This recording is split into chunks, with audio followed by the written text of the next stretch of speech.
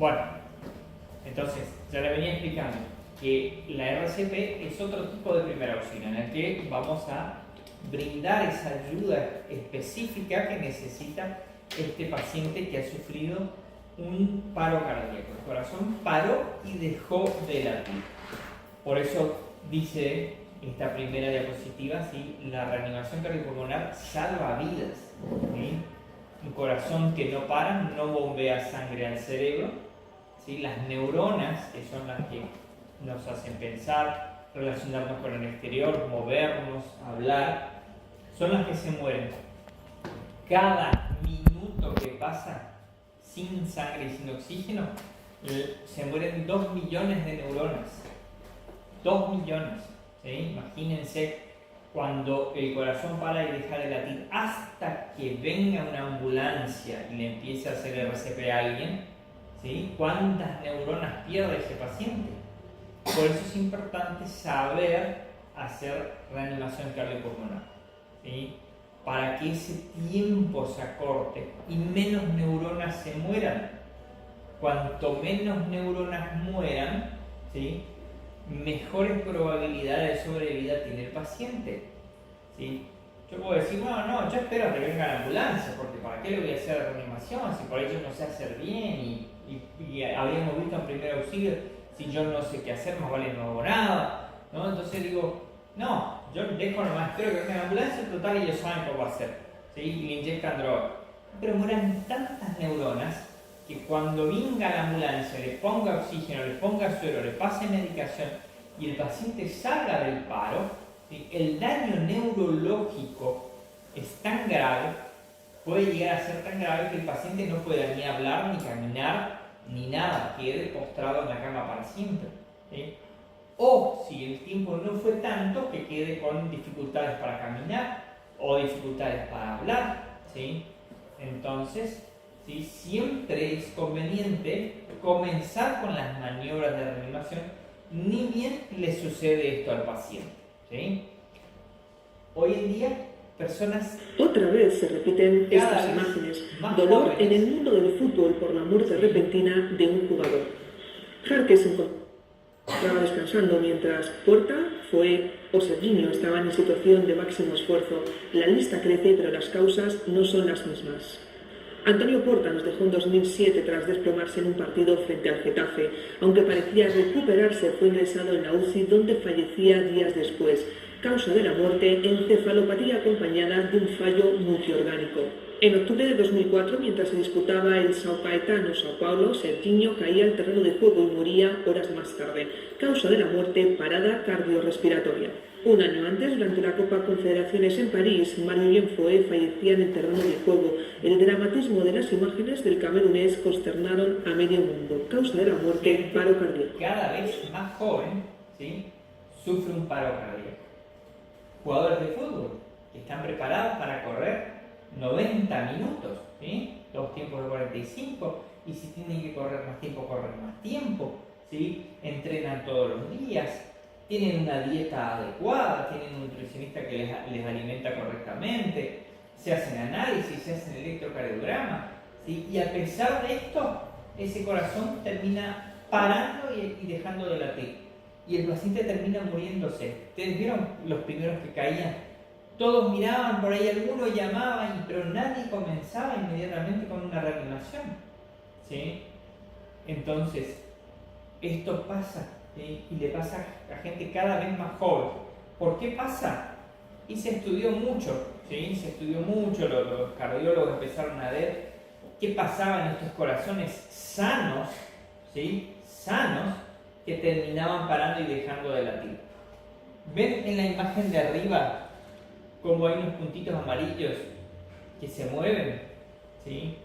El corazón late por impulsos eléctricos, ¿sí? El primer impulso eléctrico nace en el cerebro, ¿sí?, y llega hasta el corazón y le dice: tenés que latir. Pero no le dice una vez, le dice 300 veces por minuto. Tenés que latir, tenés que latir, tenés que latir, tenés que latir. Si nuestro corazón pudiera latir como quiere nuestro cerebro, estaría latiendo a 300 latidos por minuto. Pero imagínense ese corazón latiendo tan rápido, se cansa el músculo y para y deja de latir. Por eso entonces tenemos en el corazón un regulador que es el nódulo marcapasos, ¿sí? El nódulo sinusal. El impulso llega hasta el nódulo sinusal y el nódulo sinusal dice, pero yo voy a decir cómo tiene que latir. Y el nódulo sinusal dice tiene que latir a entre 70 y 100 latidos por minuto. Que eso es lo normal, ¿se acuerdan? Entre 70 y 100 latidos por minuto. Eso es suficiente como para que el corazón pueda bombear cantidades suficientes de sangre a todo el cuerpo sin cansarse, ¿sí? Pero a su vez, ese impulso eléctrico que llega al cerebro tiene que estimular diferentes partes del corazón sincronizadamente, ¿sí? Porque a la aurícula derecha llega la sangre que viene de las piernas, del hígado, de los intestinos, ¿sí? Y la sangre que viene del cerebro y termina en la aurícula derecha, ¿sí? De la aurícula derecha pasa al ventrículo derecho, del ventrículo derecho va hasta el pulmón, donde se oxigena y vuelve del pulmón y termina en la aurícula izquierda. De la aurícula izquierda pasa al ventrículo izquierdo y del ventrículo izquierdo sale a través de la aorta a todo el cuerpo la sangre oxigenada, la sangre con oxígeno que necesita nuestros músculos del cuerpo, ¿sí? Ese es el circuito de la sangre en el corazón. Para que el corazón esté latiendo sincronizadamente, el estímulo nace en la aurícula derecha, se va por el medio del corazón, estimula el ventrículo derecho para que la sangre vaya al pulmón, ¿sí? Y el impulso sube otra vez, ¿sí? A través de ese mismo tabique, haciendo que, sintiendo la sangre que vuelve del pulmón y pasa al ventrículo izquierdo. Ahí otra vez el impulso vuelve a través de una red que inerva todo el músculo nervioso, ¿sí? Una red nerviosa que hace que se contraiga el ventrículo izquierdo en esta vez, haciendo que la sangre salga para todo el cuerpo, ¿sí? Todo es eléctrico, ¿sí? Por eso cuando nosotros hacemos un electrocardiograma podemos ver en el electrocardiograma, en ese papel, ¿sí? Por lo general es rosado o verde, ¿sí? Un trazado donde vemos que hace un pico, ¿sí? Un descenso, sube, ¿sí? Un pico, un descenso, sube, ¿sí? ¿Vieron un electrocardiograma alguna vez? Cada uno de estos picos representa la contracción del ventrículo, haciendo que la sangre salga hacia todo el cuerpo, ¿tá?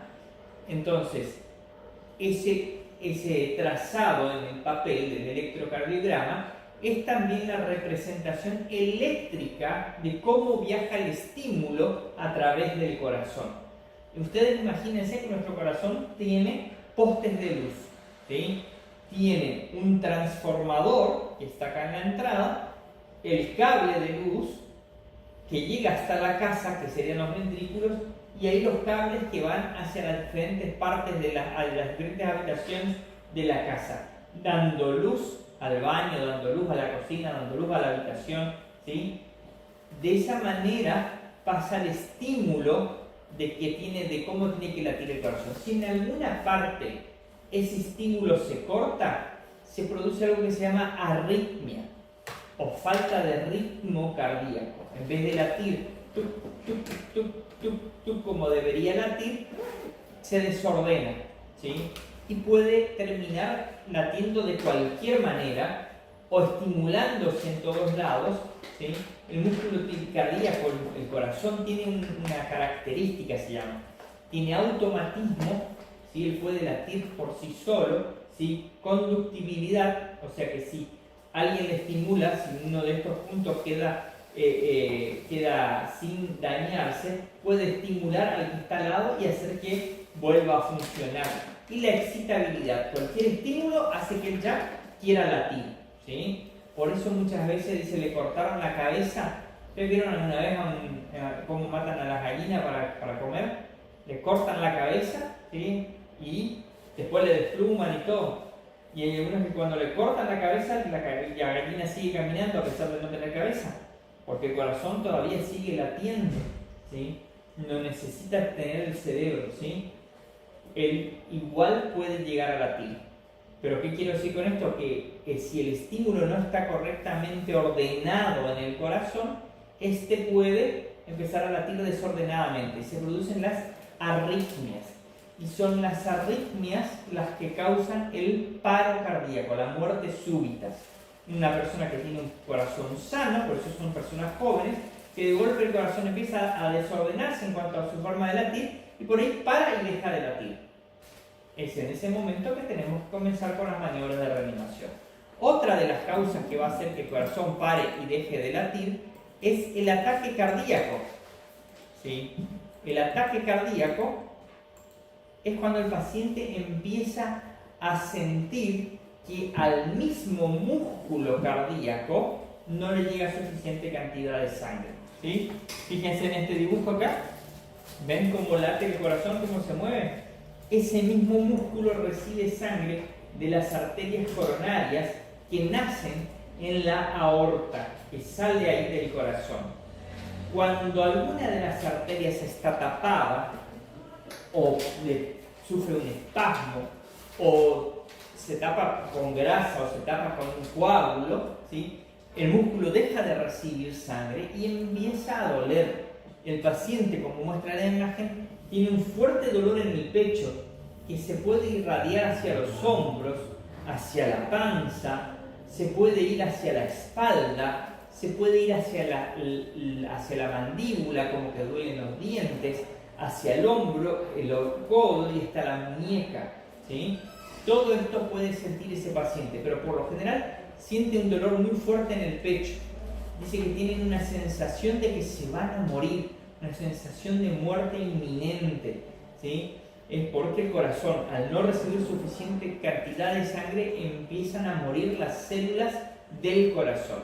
Si no actuamos correctamente, ese músculo que está recibiendo poca cantidad de sangre se va a cansar de recibir poca cantidad de sangre y va a parar y va a dejar de latir. Vamos a tener que empezar con las maniobras de reanimación, ¿tá? Otra de las causas que va a hacer que el corazón pare y deje de latir es el ataque cerebral. Igual que el ataque del corazón, el ataque cerebral es cuando el cerebro empieza a recibir menos cantidad de sangre, ¿sí? ¿Por qué recibe menos cantidad de sangre? Lo mismo, las arterias que llevan la sangre hasta el cerebro se tapan con grasa, se tapan con coágulos y el cerebro empieza a recibir menos cantidad de sangre, ¿sí? Esto pasa sobre todo en personas de más edad, porque ahí es donde empieza con los años a acumular más grasa, ¿sí? A tener problemas con la coagulación y que se formen coágulos, ¿sí? Entonces se tapa una de estas arterias que lleva la sangre hasta el cerebro y el cerebro empieza a sufrir la falta de sangre. Igual que cuando duele el pecho es el corazón hasta que se demuestre lo contrario, ¿sí? Si duele la cabeza puede ser un ataque cerebral, pero eso sí, dicen que es el dolor de cabeza más fuerte que han tenido en su vida. Si ustedes le piden que aprieten con las dos manos, ¿sí? Con fuerza, van a ver que una de las manos tiene menos fuerza que en la otra, ¿sí?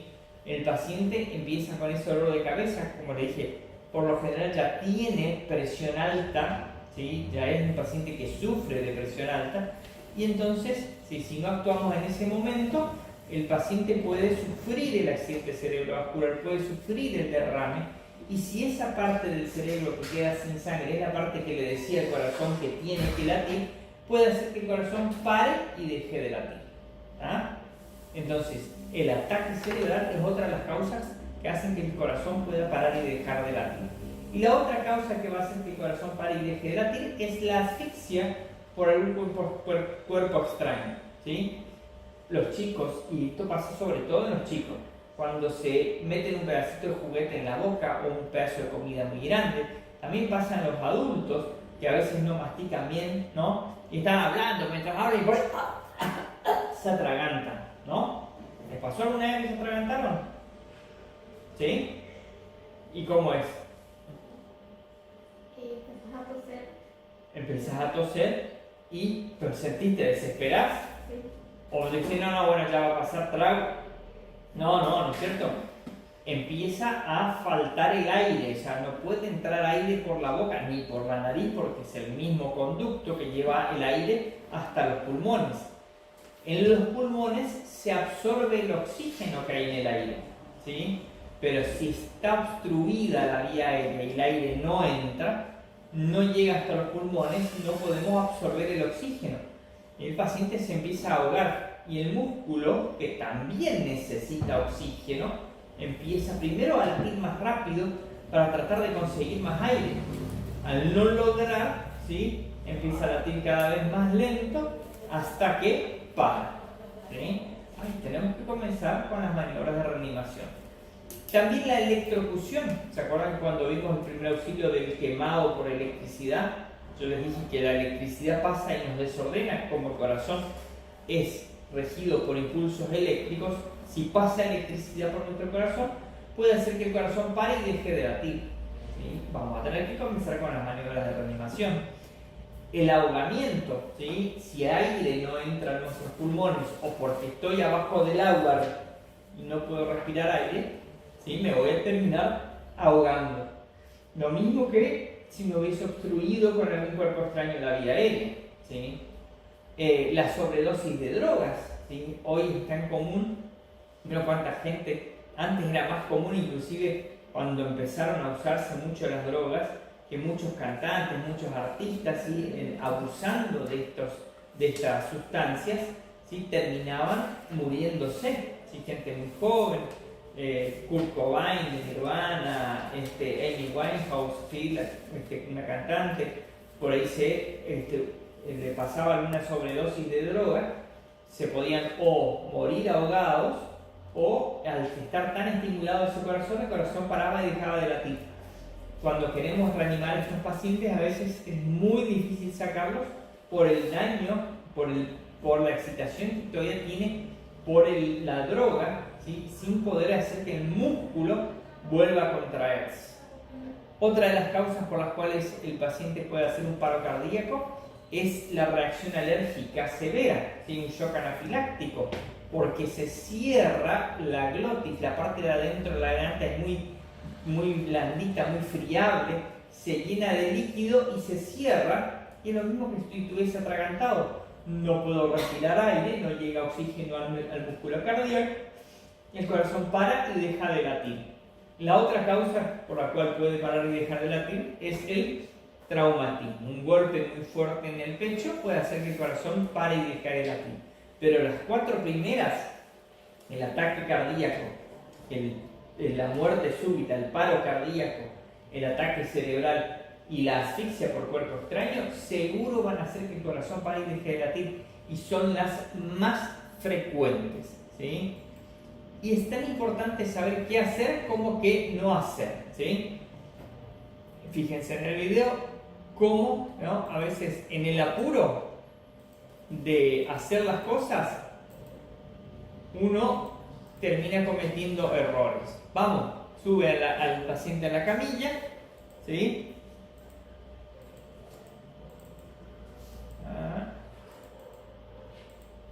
Suben al paciente a la camilla, vamos rápido, vamos. Cayó, ¿sí? No, agarrarle de ahí nomás, cayó con el paciente ahí contra la puerta, ¿sí? Vamos a buscarle, ¡pum! ¿Ya? En el apuro, fíjense, esta es la camilla que no le ataron dentro de la ambulancia. En el apuro se pasan estas cosas, ¿sí?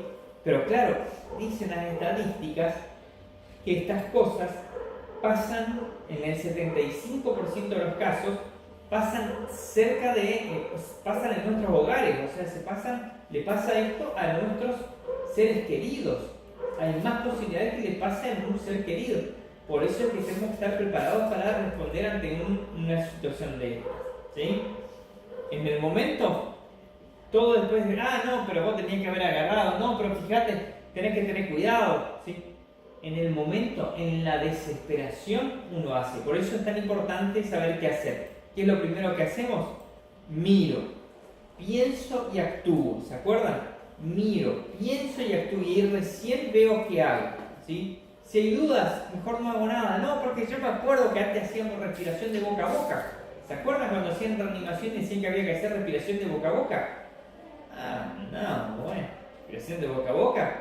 Ustedes van a ser compañeros, ustedes van a ser ustedes dos y ustedes dos. Van a hacer, poderle hacer respiración de boca a boca a ella y ella a vos. Vos a ella y ella a vos. ¿Está bien?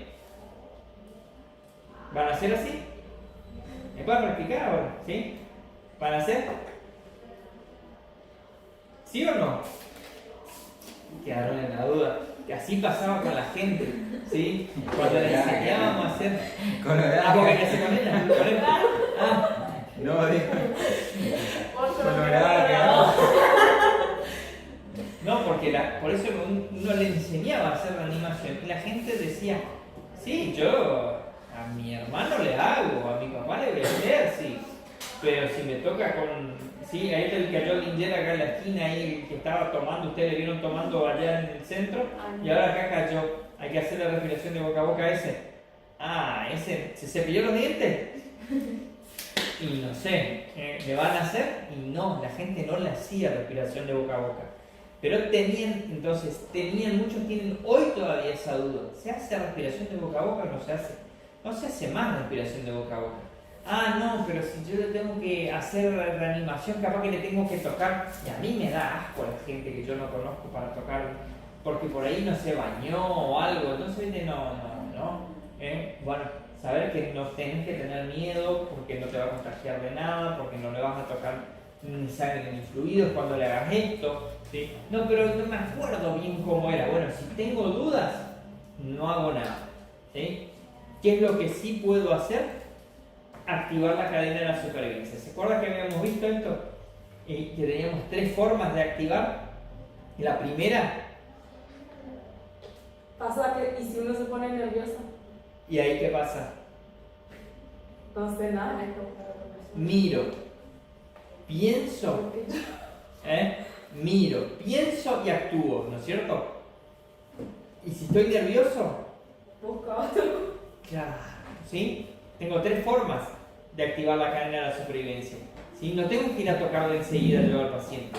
Si tengo dudas, no hago nada, porque por ahí tenía que hacerle, no me acuerdo cómo era, si había que apretarle el pecho o primero había que ver si respiraba, qué es lo que primero que tenía que hacer. No, si tengo dudas, más vale no hago nada, porque del otro lado me pueden ir diciendo qué ir haciendo. ¿Sí? ¿Se acuerdan la cadena de la supervivencia? Llamo y aviso. ¿Sí? Señalo a una persona, usted llame al 107, diga que tengo un paciente inconsciente. ¿Se acuerdan que le decía así? Era activar, era avisar. La primera forma, yo agarro mi teléfono y llamo, ¿sí? Ahora no tengo mi teléfono junto, no me acuerdo, ¿sí? Si hay alguien, señalo, usted llame al 107, ¿sí? Y le digo el número que tiene que llamar, porque por ahí no es de acá, por ahí vino de visita, ¿sí? Acá en Oberá es el 107, es el 107, pero si se van a Posadas es el 911, ¿sí? Si se van a otro lugar de la Argentina puede ser otro número. En Córdoba tienen la emergencia municipal, que es el 102, tienen el 107 también, ¿sí? Y tenían el 911 también, ¿sí? O sea que dependiendo de dónde están, tienen que saber cuál es el número de emergencia al cual llamar. Y si ustedes saben, ya decirle a esta persona que les va a ayudar a qué número tienen que llamar, ¿sí? Es muy importante, ¿se acuerdan? Que les dije, activar correctamente la cadena de la supervivencia, porque ustedes empiezan un cuidado con el paciente acá, pero el paciente termina siendo cuidado por un médico allá en la terapia intensiva. Eso es lo que necesita un paciente que tuvo un paro cardíaco. Entonces, por eso es tan importante activar correctamente, avisar. Llamo yo, señalo a una persona, ¿sí? Y si no tengo ni una persona a la cual señalar y pedir, no tengo teléfono para llamar, salgo a la calle. Va a ser el único momento en que dejo libre solo al paciente. Salgo, grito, pido ayuda, me aseguro de que alguien va a venir a ayudarme, alguien va a venir por el paciente. Y ahí recién paso al segundo eslabón de la cadena de la supervivencia. Es cuando empiezo a trabajar con el paciente, cuando le empiezo a dar los primeros auxilios, cuando empiezo a hacer la reanimación cardiopulmonar. El tercer eslabón, que es el del corazón con un rayo en el medio, es cuando traen el desfibrilador. Hoy tenemos muchos lugares como el Banco Francés, el Oberá Tennis Club, el IPS, son todos lugares donde hay desfibriladores automáticos externos. Y estos aparatos son para que los use cualquiera. ¿Sí? No hace falta que uno sea médico ni enfermero, cualquiera lo abre, lo enciende y el aparato les empieza a decir qué es lo que tienen que hacer, ¿sí? Para poder desfibrilar a ese paciente. Entonces, activamos la cadena de la supervivencia, avisamos, empezamos con las maniobras de RCP, traen el desfibrilador y conectamos el desfibrilador al paciente. ¿Para qué? Después llega la ambulancia o el vecino para trasladar a ese paciente al hospital, que es el último eslabón donde está la Cruz Roja. Cuanto antes llevemos al paciente hasta el hospital, mejor le va a ir. Y si ustedes empezaron a hacer RCP ya en la casa, menos neuronas se le van a morir. Y ese paciente no va a tener daño neurológico. ¿Se entiende? Entonces, nos encontramos con el paciente que está caído en el suelo, ¿sí? Nosotros no sabemos qué es lo que le pasó. Lo primero que tenemos que saber es si el paciente está despierto. Para eso el paciente tiene que estar acostado boca arriba, ¿sí? Si está acostado sobre un colchón, tenemos que bajarlo al suelo. Sí, pero mi papá tiene 120 kilos y yo no tengo la fuerza para bajarlo. ¿Sí? Bueno, si es así de grande, bueno, le hago ahí en la cama. Pero si yo puedo bajarle con algún vecino que me ayude, no, tiran la cara pata, vamos a bajarle y le tiran y cae, ¡pum! Y no, le estamos agregando más daño. Uno de los principios de los primeros auxilios es no agregar más daños a lo que ya tiene el paciente. Entonces, si puedo bajarlo, lo bajo, y si no, voy a reanimar ahí en la cama. ¿Sí? ¿Por qué no elegiría la cama? Porque cuando hago la fuerza sobre el pecho, el colchón me absorbe esa fuerza. Entonces, acostado el paciente en el piso, ¿vos querés ir mostrando ahí? Gracias. Me encuentro con el paciente y me voy a arrodillar al lado de él.